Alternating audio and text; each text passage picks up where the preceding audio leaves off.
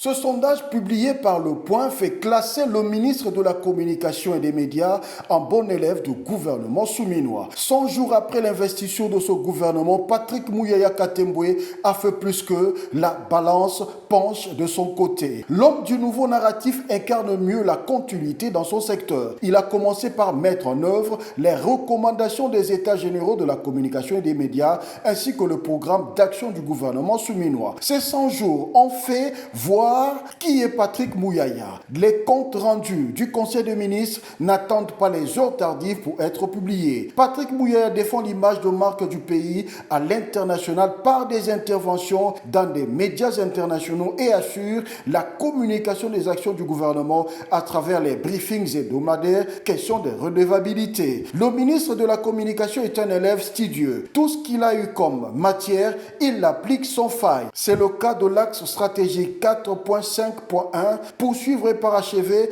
la réforme du cadre normatif et institutionnel du secteur de la communication et médias. Ici, Patrick Mouyaya s'est investi dans l'appui financier du gouvernement à l'organisation avec succès du 10e congrès de l'UNPC, la gestion efficace et efficiente des fonds disponibilisés par l'État, l'actualisation et l'unicité des textes de l'instance, l'élection d'une nouvelle équipe dirigeante. L'homme du changement de narratif a réussi à présenter au gouvernement une stratégie sur l'effectivité de la collecte de la redevance audiovisuelle par les télédistributeurs avec pour but d'assurer la continuité de la modernisation des médias publics dont la radio-télévision nationale congolaise qui connaît déjà un changement de taille. Patrick Mouyaya a obtenu la réappropriation du projet de loi fixant le statut du journaliste œuvrant en RDC par les commissions du gouvernement pour l'affirmation de la définition du journaliste et ses assimilés, le renforcement du pouvoir de la régulation et de l'autorégulation et de l'instauration